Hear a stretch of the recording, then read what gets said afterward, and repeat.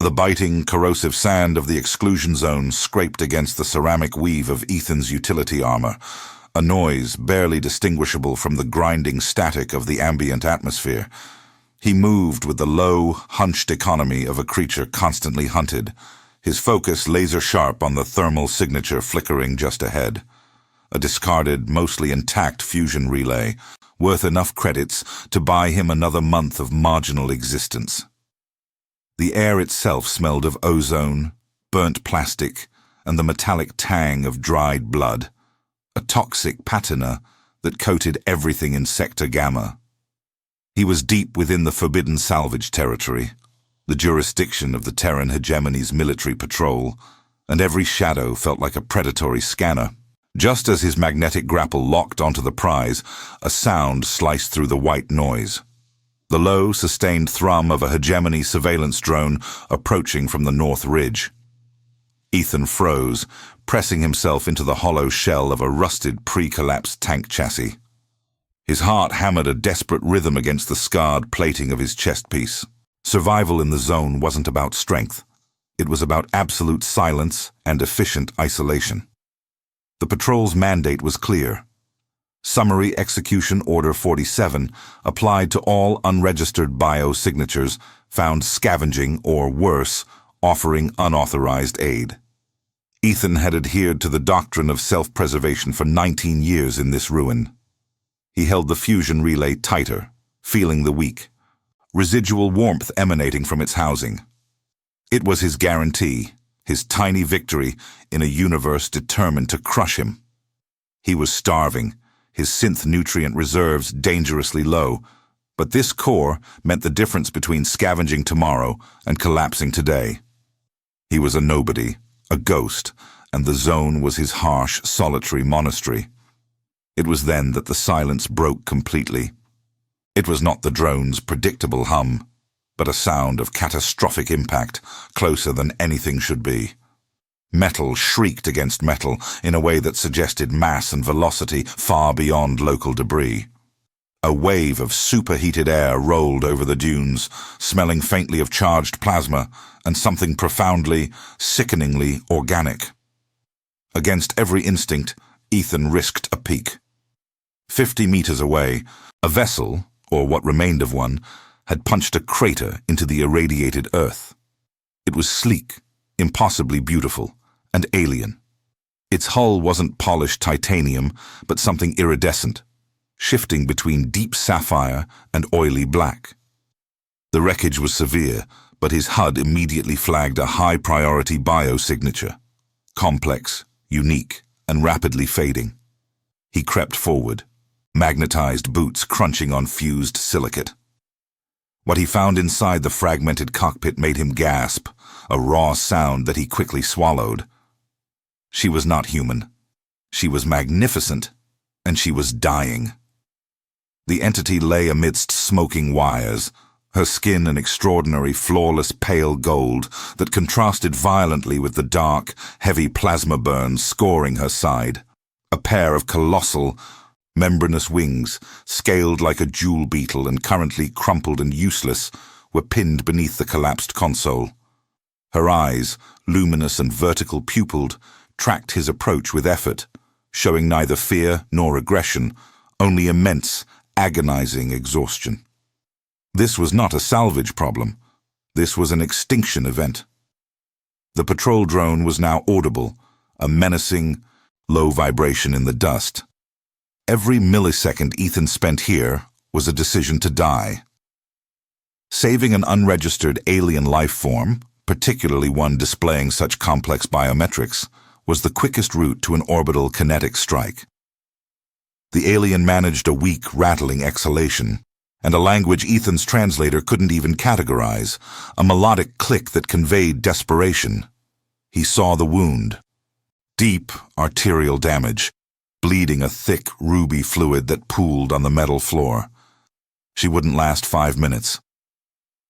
Ethan looked down at the fusion core clutched in his hand, then at the single remaining trauma injector locked into his utility belt, the last precious vial of high-grade biostim he had been hoarding for a life-or-death injury of his own. The choice was brutal, crystalline, and instantaneous. If he ran now, he lived, and she died. If he stayed, he gambled his life on the patrol's incompetence, sacrificed his only medical lifeline, and risked facing her potential aggressors. He didn't think about galactic politics or hegemony laws. He thought about the look in those vertical eyes, a magnificent creature reduced to suffering. With a definitive click, Ethan unholstered the injector. He dropped the valuable fusion core, the guarantee of his own week's survival, letting it roll forgotten into the dust. He took a single ragged breath of the toxic air, stepped over the twisted wreckage, and pressed the trauma gel applicator against the deepest part of the alien's shoulder. The act of sharing his last ration was a profound, immediate surrender of his self-preservation, a naive and absolute decision made in the fading light of a dying world. The specialized trauma gel took immediate hold, not just stemming the catastrophic bleed, but forcing a brutal temporary stability onto her shattered metabolism. The thick, viscous flow of ruby liquid slowed and coagulated, ceasing its frantic spill onto the dust. Zilara's deep, guttural rattle ceased, replaced by a painful, sharp intake of air. A sound that was pure agony, yet fundamentally life-affirming. Her vertical pupils, previously swimming in shock, now locked onto Ethan's face with a ferocious clarity. She managed to lift one hand, long, slender fingers tipped with dark, chitinous claws, and with a monumental effort, she placed it lightly on the spot where the syringe had entered. It was a pressure of profound, raw acknowledgement, recognizing the sacrifice not just of material, but of immediate safety. A whispering sound emerged from her throat, a complex arrangement of tones and clicks that Ethan's ancient scavenged translator struggled violently to categorize. The implant in his ear buzzed, fighting through static and unknown linguistics, before finally synthesizing the basic, chilling concept. Debt accepted. Exchange. Survival. Shared. The voice the translator constructed was hollow, metallic, and genderless, but the raw, non-verbal message relayed through those burning vertical eyes was anything but sterile. It was an ancient promise, a primal agreement forged in the shadow of death. She was acknowledging their new, shared necessity. Ethan felt a terrifying surge of responsibility. He wasn't saving a potential payload. He was saving her. "Don't worry about debts," Ethan murmured, his breath shallow, trying to conserve the filtered air in his helmet. The air surrounding them tasted of ozone, burnt chrome, and the constant, grinding metallic dust that defined the exclusion zone. "Right now, we worry about the next 3 minutes. You live, I live. That's the only contract we have." The pact was sealed in silence, a desperate agreement between a nameless scavenger and a mysterious, magnificent alien, all centered on one meager dose of pharmaceutical stimulant. The relative silence of the immediate vicinity was violently shattered. The patrol drone, which had previously been a distant, low-frequency hum, transformed into an aggressive, pulsing whine. It was close. Too close. Ethan recognized the acoustic signature instantly. This was not a standard observation craft.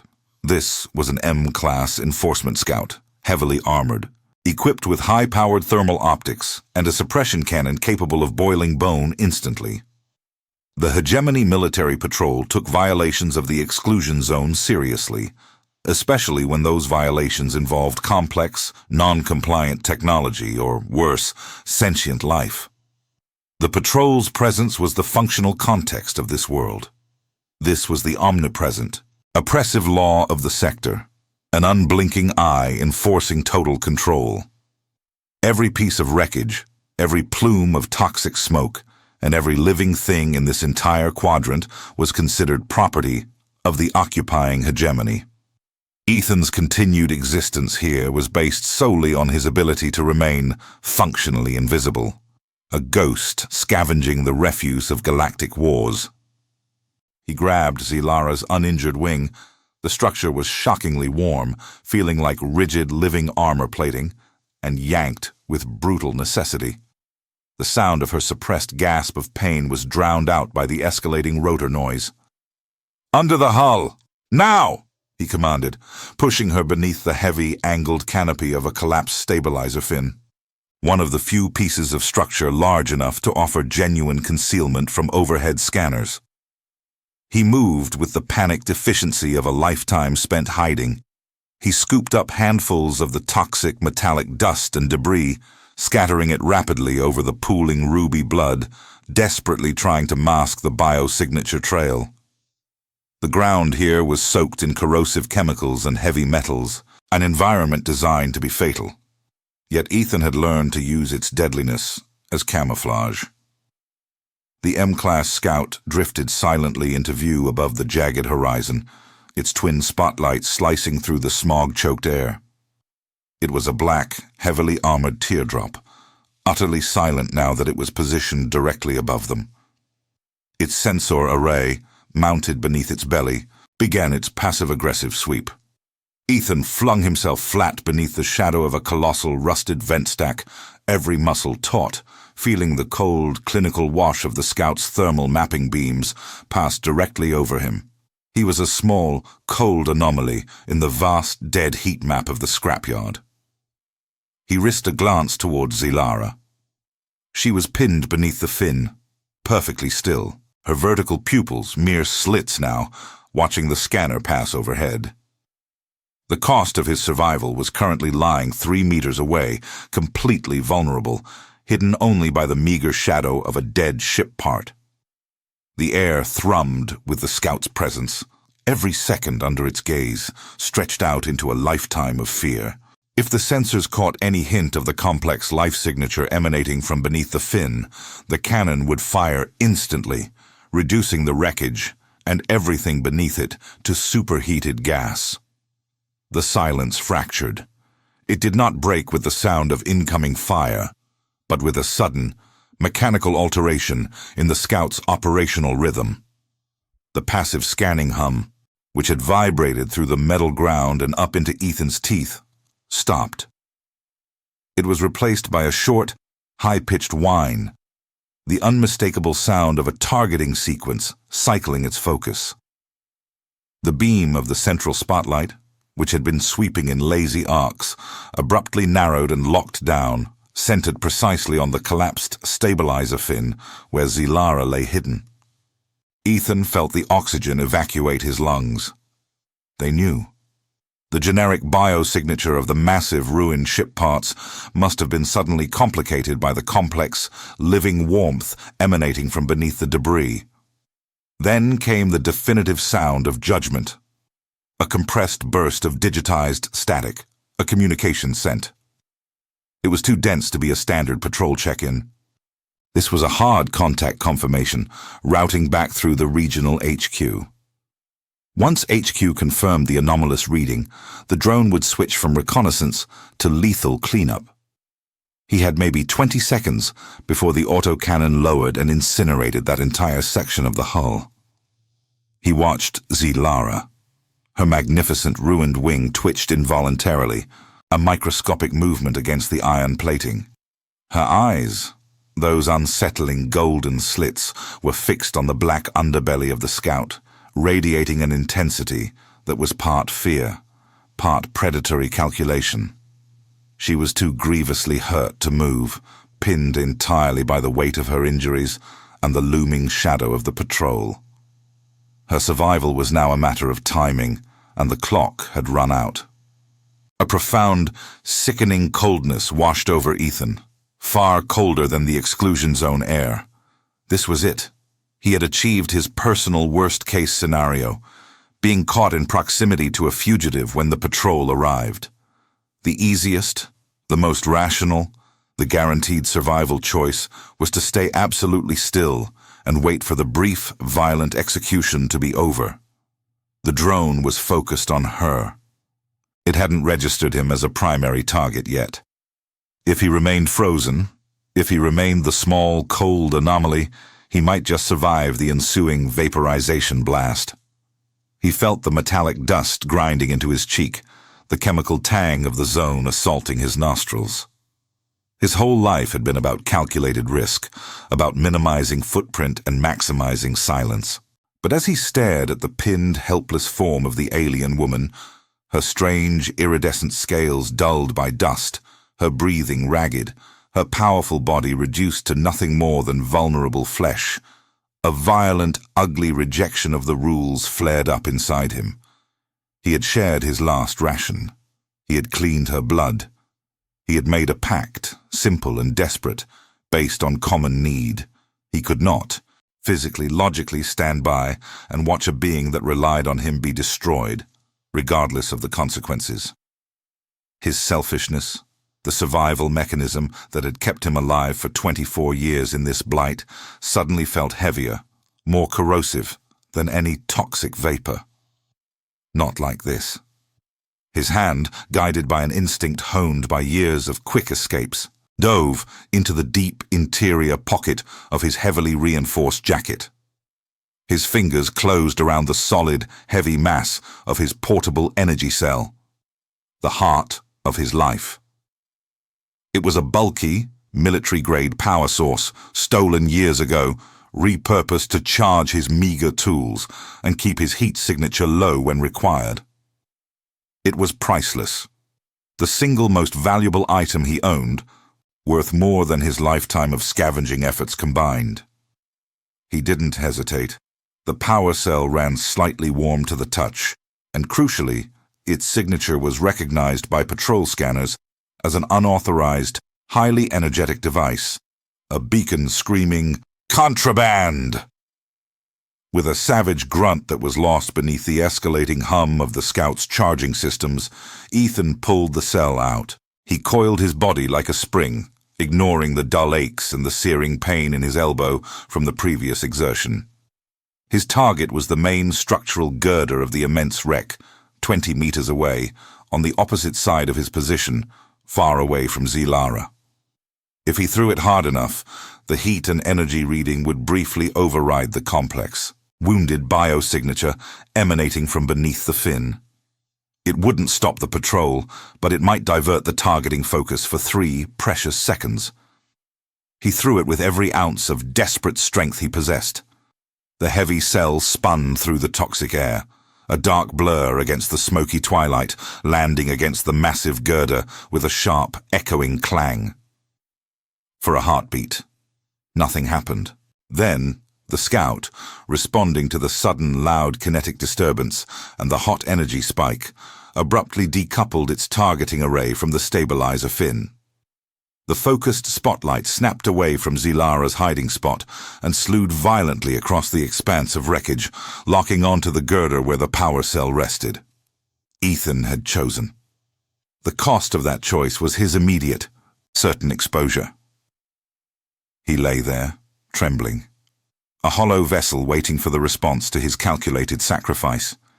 He was no longer a cold anomaly, but a man who had intentionally drawn the patrol's attention.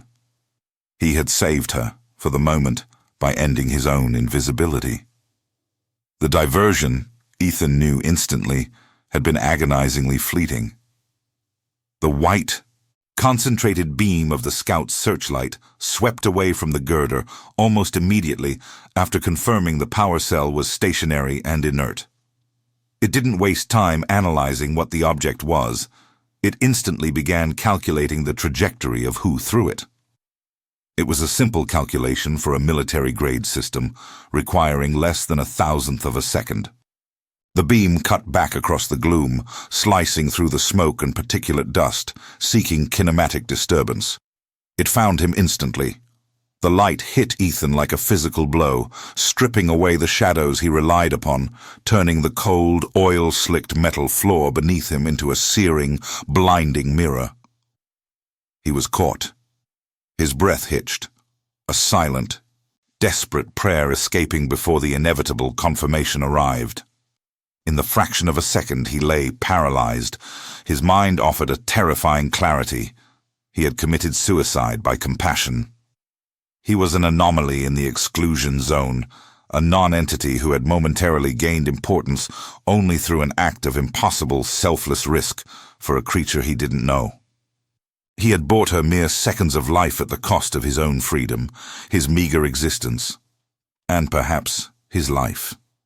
And what did he expect in return? Nothing. The pact was survival for survival, but his part of the bargain felt utterly complete. His chances had plummeted to zero the moment he threw the beacon. The scout, confirming the warm, organic signature beneath the light, shifted its posture in the air. Its metallic chassis emitted a sharp, high-pitched whine as it adjusted its stabilization thrusters, orienting its main visual array directly onto Ethan's hunched form. A digitized, clipped voice, cold, synthesized, and utterly genderless, boomed across the clearing, its tone optimized for maximum psychological impact. Unauthorized entity. Comply. Hands above head. Immediate compliance mandatory.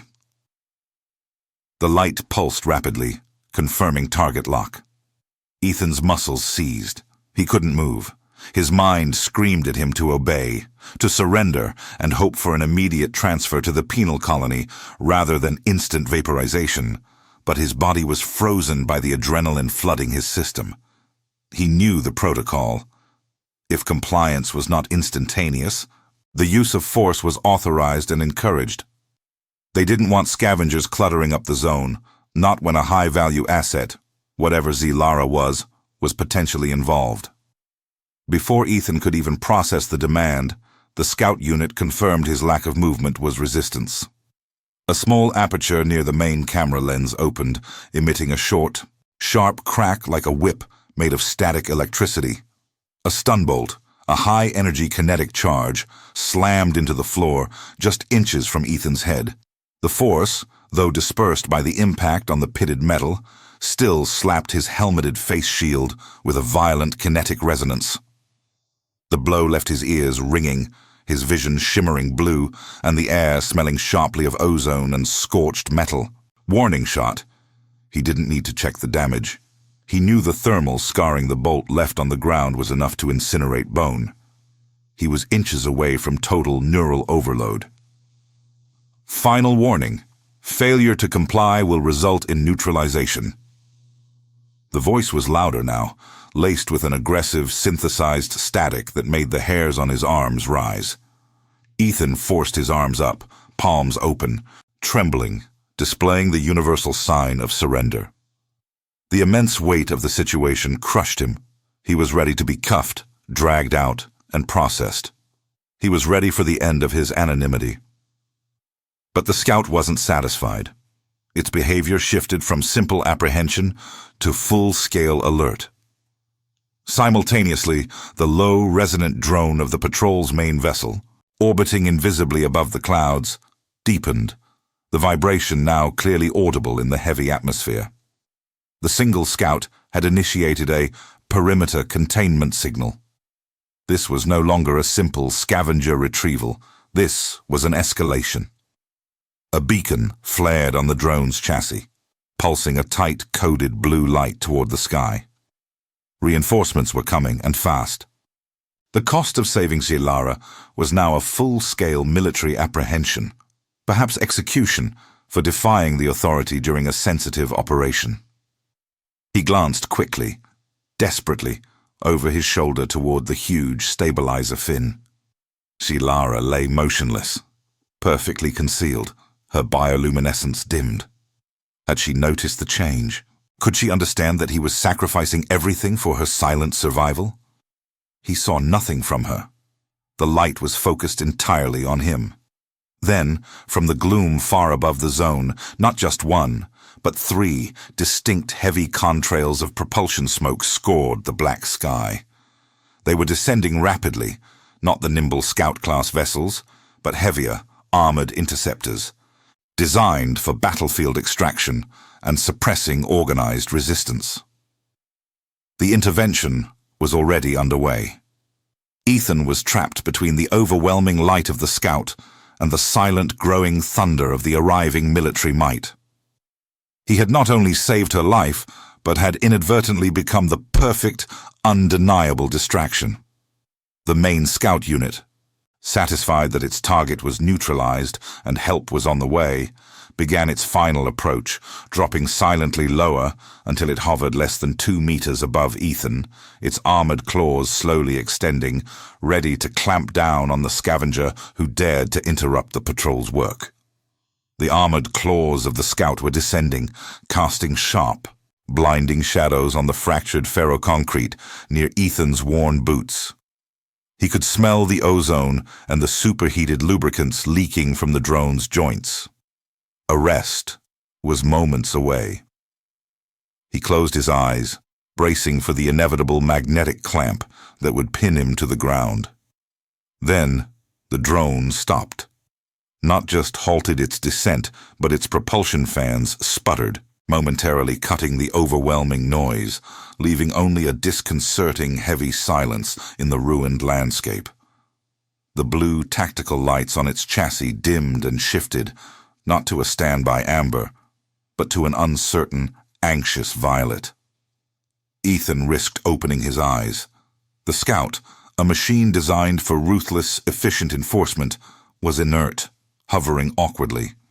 Its programming seemed overridden, frozen by a command structure far exceeding the patrol's local jurisdiction. A sound began to propagate through the zone, a sound unlike any local atmospheric disturbance or military craft. It was not a roar or a shriek, but a frequency so low it bypassed the ears entirely, vibrating instead against the sternum and the fillings in his teeth. It felt like the core of the planet was sighing. He twisted his neck, following the source of the pressure. High above the smog layer, where the descending interceptors were mere minutes from breaching the clouds, something colossal had entered the system's gravitational well. The incoming patrol interceptors, which moments ago had looked like terrifying instruments of execution, were now insignificant sparks of propulsion fire against a vast, approaching silhouette. It wasn't a ship. It was a structure of fear, a dark, spiked geometry that consumed light. It didn't so much fly as it occupied space with brutal authority. This was the fleet. Not the patrol, not the sector defense forces. This was the Inquisition, the hammer of galactic authority, and it was arriving with the weight of 1,000 suns. The pressure intensified, and the air around Ethan grew supercharged, smelling metallic. The patrol scout above him twitched violently, a final desperate surge of its internal AI attempting to regain control, but it was useless. The Inquisition's presence was an active suppression field. A massive pyramidal command vessel, flanked by 3 kilometers of escort destroyers, shaped like obsidian thorns, finally pierced the lower atmosphere, momentarily displacing the smog with pressurized gravitational shear. The sheer, overwhelming size of the flagship made the derelict Titan's fin look like a pebble. The local threat was instantly rendered irrelevant. The 3 incoming interceptors, halfway through their descent, immediately broke formation, and with visible urgency, scrambled back toward the patrol's main orbiting vessel, trying to escape the shadow of the true power. The flagship didn't slow. It moved with the terrifying inertia of a celestial body, halting only when its massive bow hung directly above the exclusion zone, casting a midnight eclipse over the ruins. The agreement was survival for survival, but this was not survival. This was judgment. An invisible wave of energy radiated from the colossal structure, focusing precisely on the crash site. The energy was not destructive, but communicative, a galactic broadcast delivered directly into the local frequency spectrum, overriding all other signals. A voice, cold and resonating with synthesized steel, filled the air, bouncing off the remnants of the Titan's hull. It spoke in High Gothic, the official language of the centralized galactic authority. Patrol Vessel 309 Beta, stand down. The target acquisition is compromised. You have interfered with a Level 9 inquisitorial sweep. Disengage immediately or be processed as collateral. The local patrol drone terrified and malfunctioning, dropped the last meter to the ground with a sickening clang, its armored plating smoking faintly. It was neutralized, not by force, but by the sheer, unchallengeable authority of the voice. Ethan, trembling violently, instinctively took a step back toward the shelter of the stabilizer fin.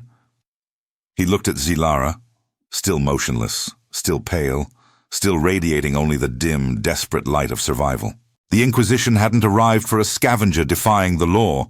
They had arrived for her. He had risked his life for a refugee, only to attract a galactic warlord. The synthesized voice returned, now devoid of local address, projecting with terrifying focus directly toward the ground. The tone shifted from stern correction to absolute command. Subject designated. The Serpent's Heart. We have confirmed biosignature and residual energy output. Extraction protocol.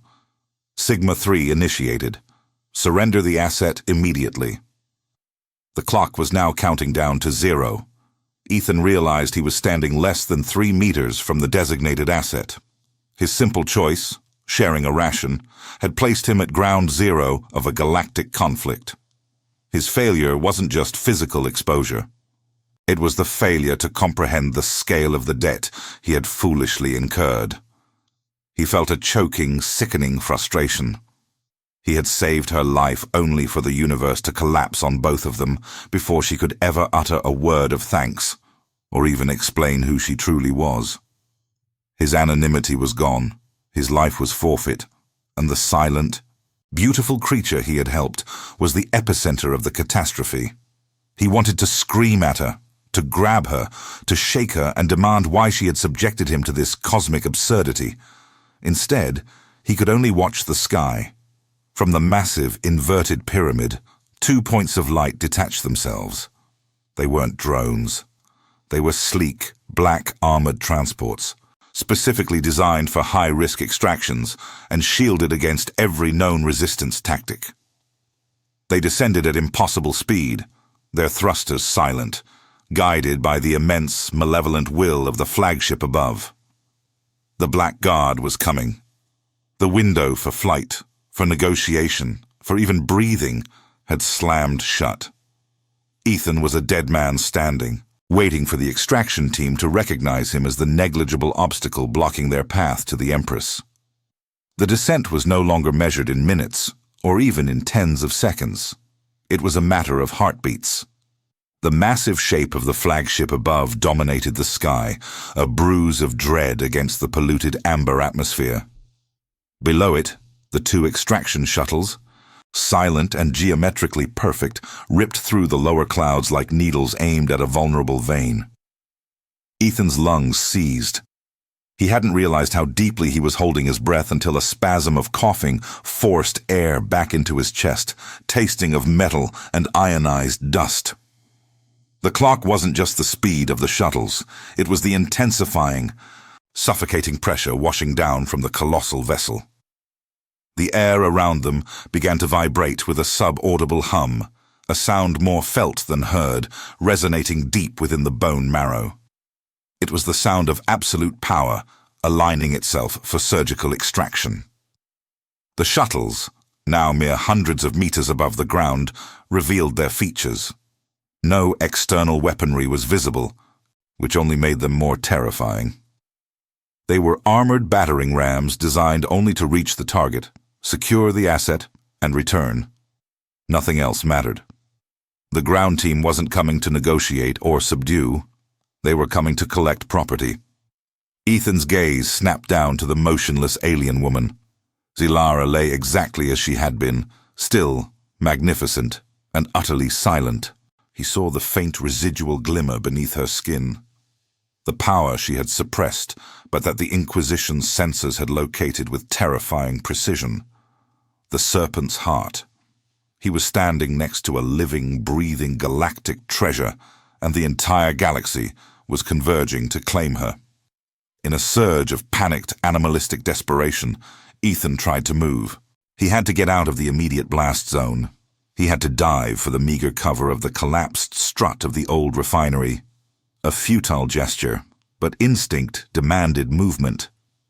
He swung his arm to grab the strap of his scavenging kit, the weight of his pathetic, heavy-duty coil rifle a familiar anchor. He needed that rifle, needed the familiarity of its cold plastic grip, even if its kinetic projectiles would merely scratch the paint of the approaching ships. But his body betrayed him. The proximity of the descending vessels, coupled with the atmospheric disruption they caused, created an oppressive gravity well. His legs felt weighted, his movements sluggish and thick, as if he were trying to run through syrup. "Run, you idiot!" the primitive part of his mind screamed. He managed a single, clumsy, agonizing step sideways, pulling his scavenging pack loose. The effort was immense, draining what little adrenaline he had left. He realized, with a sickening clarity, that even if he managed to run, where would he go? The flagship blanketed the area for miles. Any attempt at flight would merely change his status from unidentified obstruction to fleeing contaminant. He let the pack fall with a dull thud. It was worthless. His rifle was worthless. His life skills, his practiced caution, his knowledge of the Exclusion Zone's hazards, his ability to hide, were all utterly, shamefully worthless against this scale of threat. A wave of intense, choking frustration rose in his throat, eclipsing even the fear. This wasn't how he was supposed to die. He was supposed to die alone, frozen in some derelict storage tank or cut down by a routine patrol sweep. His existence a statistical footnote, not as collateral damage in a fight between gods and empires. "Why?" he whispered hoarsely, the sound lost in the growing atmospheric roar. He leaned over Zilara, his face inches from her perfect, serene profile. "Why didn't you just let me leave you there? I didn't ask for this. I gave you my life, my last ration, and this is the payment. Annihilation." He had risked everything on a simple, decent choice, and the universe had spit that choice back in his face, mocking his naivety with the spectacle of two descending, silent black coffins. The shuttles were now so close that the metallic tang of their hull compounds was perceptible. The ground beneath Ethan's worn boots began to tremble violently. One shuttle was aiming directly for their position, its landing stabilizers unfolding like the legs of a predatory insect. The window of opportunity wasn't just closed. The frame had been shattered, the glass reduced to powder. Ethan was trapped in a box of cosmic consequences, standing over the silent Empress, with the executioners mere seconds from touching down. He was pinned, useless, and filled with a burning, impotent rage at the sheer, impossible absurdity of his final moments. His failure was total. He hadn't just failed to save himself. He had seemingly failed to save her from the very power she was trying to avoid, despite his selfless aid. All his efforts had achieved was painting a massive, flashing target onto the ground beneath them. The shadow of the landing shuttle engulfed them, dropping the temperature by several degrees. The air was a wall of raw engine noise and pulverized soil. Ethan could hear the high-pitched whine of the hydraulic doors beginning to unlock, the unmistakable prelude to heavy armored boots hitting the ground. There was no time to run, no time to hide, no time even for a final prayer to a universe he knew was deaf and cruel. He looked down at Zilara, her face still smooth and unnervingly peaceful amidst the chaos she had summoned. The despair that had choked him moments ago transmuted into a searing, pure focus. He had made a contract. A foolish, idiotic, life-ending contract, but a contract nonetheless. He had promised survival, and though his own survival was a statistical impossibility, he could still, perhaps, delay the moment of her capture. It was the only dignity he had left. He wouldn't be collateral damage. He would be a shield, however useless. With a guttural cry that was swallowed immediately by the roaring descent, Ethan threw himself forward. It was not a calculated move. It was an animal reflex, a final, desperate refusal to yield. His worn boots slipped on the loose gravel, and his body slammed down, covering the length of Zilara's torso. He pressed his face against her breastplate, smelling the strange, metallic sweet scent that clung to her armor, a scent that had once symbolized hope and now tasted of ash. He wrapped his arms around her, a pathetic, fragile barrier of flesh and ragged synth-cloth, prepared to absorb the first energy blast or the impact of the heavy boots. "You want her? You'll have to go through me first," the thought flashed, defiant and utterly meaningless, through his mind. The hiss of the shuttle doors finalized its release. Cold, pressurized air jetted out, carrying the sterile odor of military filtration systems. He could hear the metallic clatter of weapons being deployed, the scrape of the heavy soldiers descending the ramp. They were here. This was the end. But the blow didn't come. Instead, a profound silence descended, not of sound dying, but of sound being cancelled. The engine roar that had been crushing his eardrums simply ceased to exist. Ethan felt a tremor run through Zilara's body beneath him, a vibration that had nothing to do with fear or pain, and everything to do with immense contained power. It started subtly, a low hum beneath his cheek, and then escalated instantly into a searing, white-hot pressure. It felt as if he were lying on a reactor core that had just achieved critical mass. He instinctively tried to push himself away, startled by the sudden burning heat, but his muscles locked up. He couldn't move. He realized with dizzying shock that the cold metal of the breastplate he had hugged moments ago was gone. What he was pressed against now felt like living, hardened magma. A soundless, blinding flash of golden light erupted from Zilara, forcing Ethan's eyelids shut. The light was so intense, it burned the retina through the layers of his skin. When he squeezed his eyes shut tighter, he saw not blackness, but a kaleidoscopic raging inferno of gold and crimson. The transformation was instantaneous, absolute, and cosmic in scale. The ragged wounds he had agonized over, the deep scorch marks, the lacerations, the fractured armor, simply snapped back into perfection. The energy pulse was not just healing, it was a physical manifestation of sovereignty. The light receded and coalesced into layers of iridescent, segmented armor that didn't look manufactured, but grown. When Ethan managed to force his eyes open, gasping for air, he found himself staring up, not at the sky, but at the enormous, scaled wings that had burst forth from her back, spanning dozens of feet, momentarily blocking out the sun and the encroaching shuttles. These wings were not feathered or bony, but plates of shimmering obsidian and gold, detailed with arcane circuitry that pulsed with a soft, steady light. Zilara was no longer wounded or vulnerable. She was an edifice of terrible, radiant power. She stood upright, lifting Ethan easily with one hand that now wore a gauntlet forged in the shape of a serpent's head. Her eyes, formerly deep indigo, now flared with the liquid fire of a 1,000-degree furnace. The crown of the Empress, intricate, horned, and impossibly ancient, had manifested upon her brow. In the moment of her awakening, the first Inquisition patrol soldier stepped off the ramp of the lead shuttle.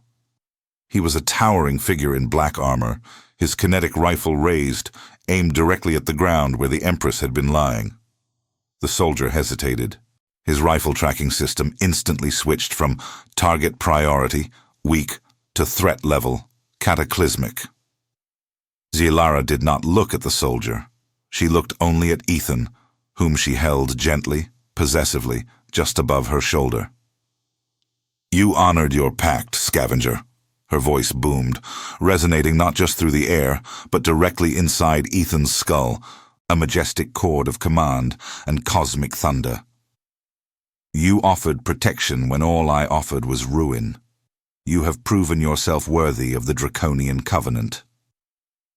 The Inquisition soldiers, momentarily frozen by the sheer scale of the being before them, began to move, raising their rifles simultaneously.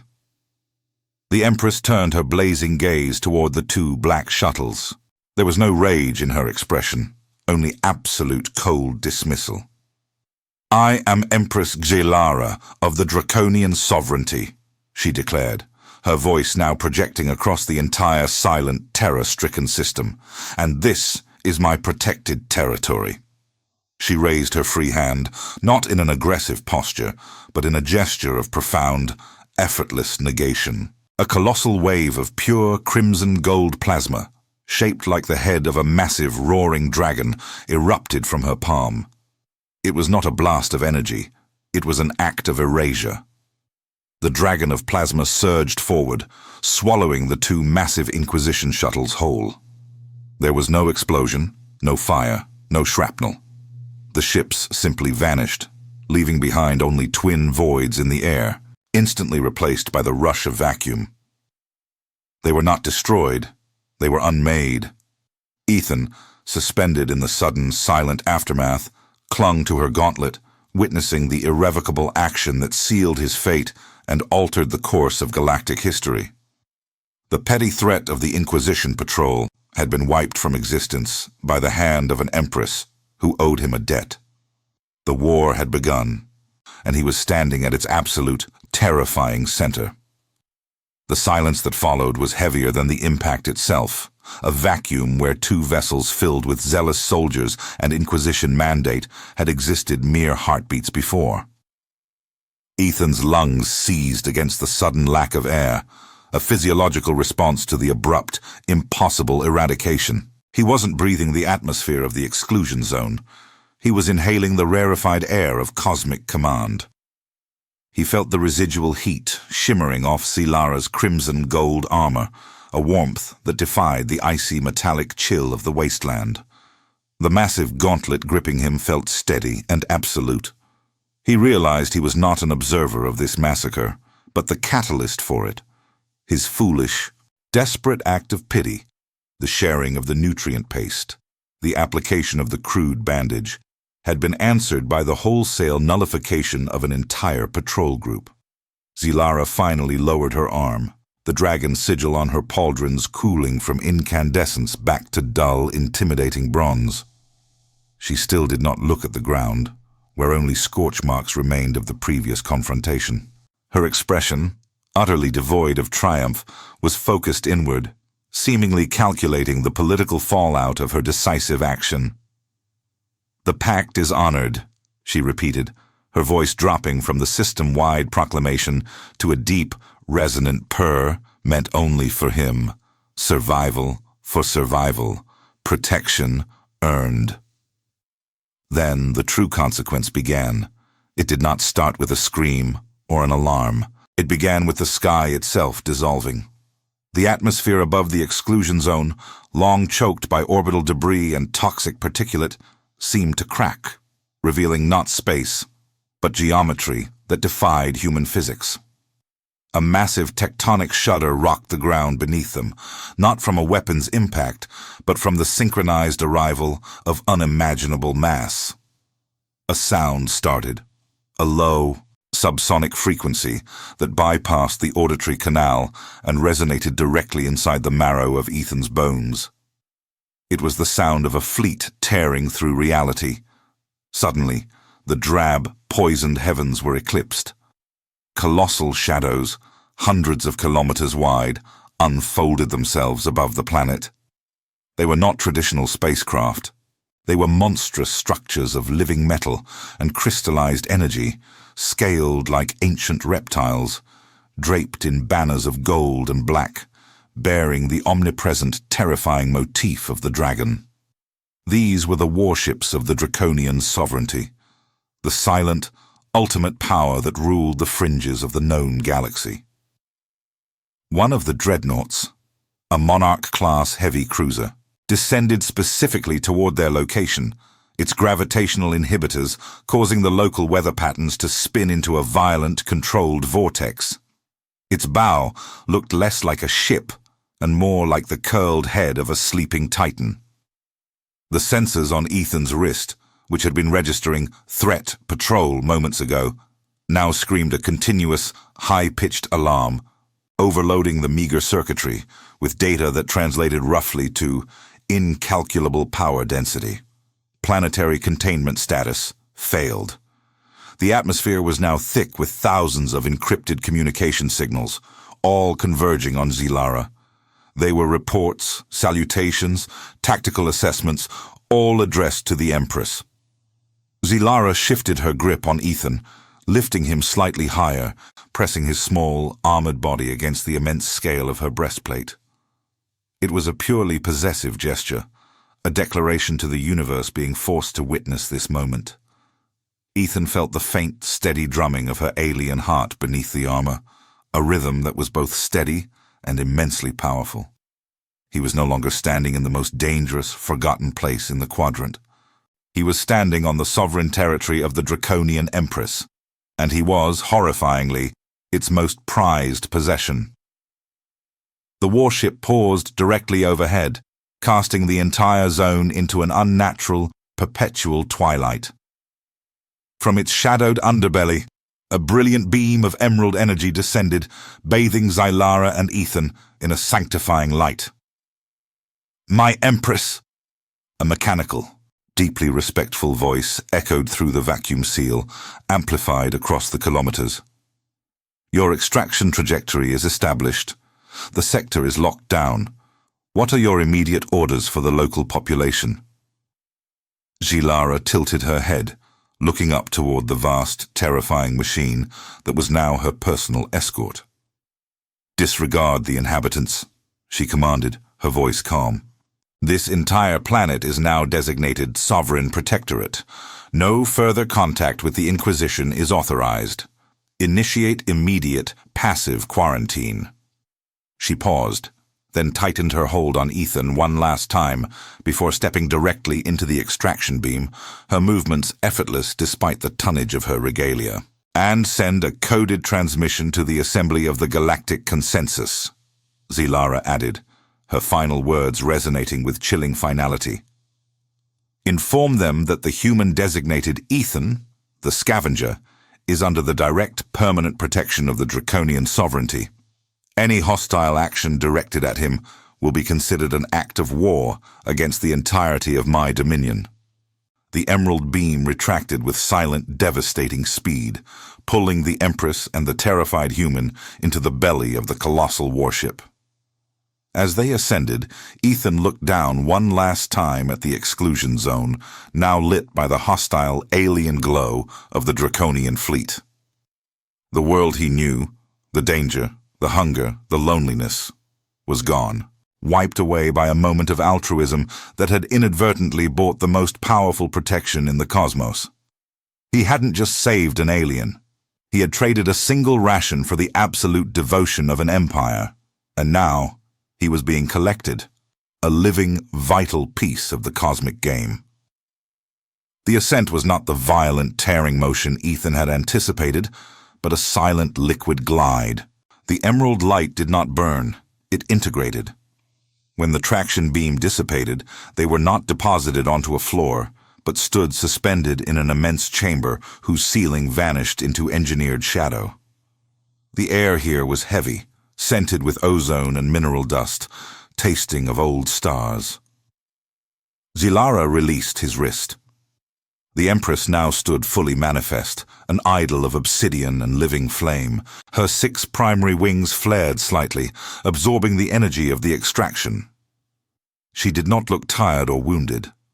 She looked like the concept of absolute power given physical form. Around them, the deck plating shifted, resolving into a polished black expanse. Towering, slender figures, draconian officers, their faces masked by silver visors that reflected the ambient purple light, stood at rigid attention, motionless sentinels in a hierarchy too vast for Ethan to comprehend. He swayed, the sudden shift in gravity and the overwhelming scale of the ship, the ether crest, triggering immediate nausea. He was a small, ragged creature amidst titans. Before he could fall, a nearby Draconian moved, its movements precise and unnervingly fast, guiding him gently onto a specialized gravity cushion. "Empress," the officer stated, its voice a synthesized murmur, devoid of personality.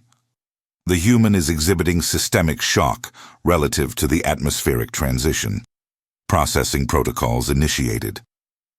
Zilara turned, the sweep of her wings displacing the air with a soft, powerful rush. Her eyes, those pools of liquid gold, fixed on Ethan.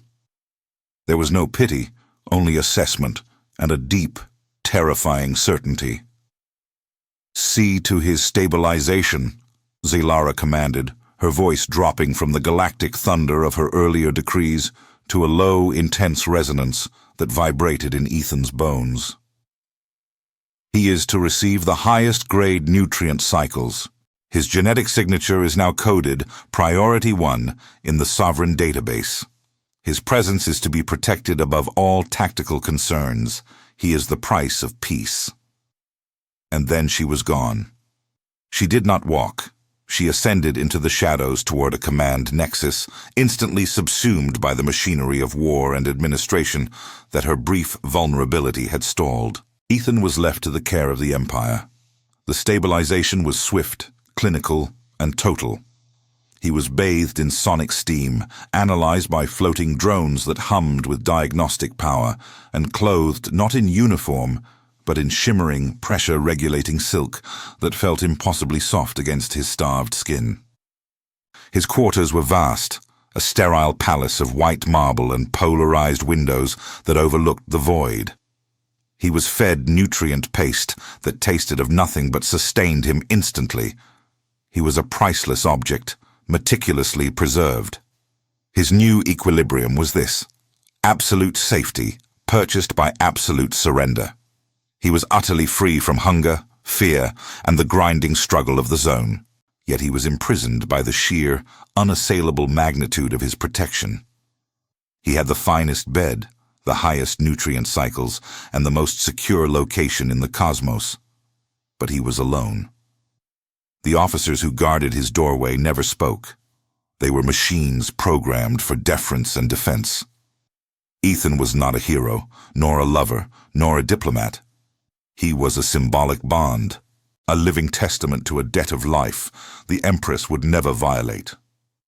Days bled into silent, sterile weeks aboard the flagship as it cruised silently toward the core Draconian systems. The flagship was a universe unto itself, but Ethan existed in a pristine bubble within it. He was a spectator to the vastness. One evening, standing before the polarized viewport of his chamber, Ethan looked out. Not at the black vacuum, but at the military might arrayed around him. The colossal flagship was merely the center of a silent, glittering constellation of destruction. Thousands of draconian warcraft, needles of silver, pyramids of black metal, cruised in perfect formation, an armada capable of sterilizing entire sectors. This fleet, this terrifying power, existed solely to protect him, the former scavenger who had lived off stale protein bars and rainwater. He thought of the Inquisition patrol, those arrogant, self-important soldiers who had once symbolized every danger in his pathetic life. They were ants, crushed and forgotten beneath the shadow of this single command structure. They had intended to find the alien Empress and claim her bounty. Instead, they had accidentally triggered an event that placed their entire civilization under passive siege. Ethan raised a hand, brushing the silk sleeve. He was safe. He was warm. He would never starve again. But the isolation was a crushing weight that no mere hunger could rival. He had traded the simple, brutal freedom of the ground for a life as a sacred, guarded pet. He was the anchor of an interstellar peace treaty, living evidence that the Empress of the Draconian Dominion owed a debt to human kindness. He remembered the meager can of beans, the small, selfish, terrifying choice he had faced: save himself or share the warmth. He had chosen to share, buying a single moment of connection in a world defined by its absence. Now, millions of light years away from the dirt and dust, gazing upon a power capable of wiping out star systems, Ethan realized the chilling truth of his new existence. His simple, selfless act had saved the universe from certain war, elevated him to cosmic royalty, and secured the Draconian Empire's allegiance to Earth. Yet as he stared out at the infinite, organized might that surrounded him, he found himself overwhelmed by a profound, echoing emptiness. The greatest irony was that even here, bathed in the protection of 1,000 warships, guarded by unbreakable oaths and unparalleled technology, he was still just as hungry, not for food, but for the simple, flawed humanity he had traded away for a shared can of beans and the devotion of an Empress. He had gained everything, and in doing so, lost the only thing he truly owned, the right to struggle.